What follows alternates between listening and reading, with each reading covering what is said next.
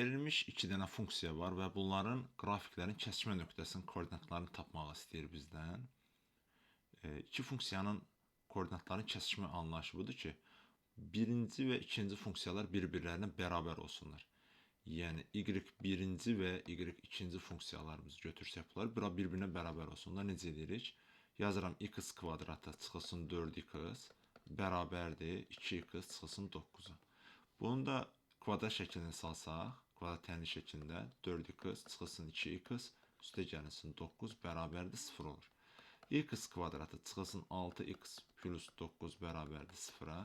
Və buradan da görürük ki, x minus 3-ün müxtəsarlığına üstünlüyür, mütərizə kvadratını almış oluruq. Deməli, onda x-in 3 qiymətində bu tənlik 0-a bərabər olmuş olur. Əgər x-imiz 3-dürsə, onda y-i necə tapa bilərik? Məsələn, tənliklərdən birinci və yaxud da ikinci fərq eləmir. Yerinə x-in yerinə 2 qoyuruq, 3 qoyuruq, ikinci y-in qiymətini tapırıq. Yəni 2 vurulsun 3 çıxılsın 9, o da bərabər olmuş olur -3-ə. Deməli, bunların kəsişmə nöqtəsinin koordinatları 3 və -3-dür. Birinci qiymət x-in qiymətini ifadə edir, ikinci qiymət isə y-in qiymətini ifadə edir.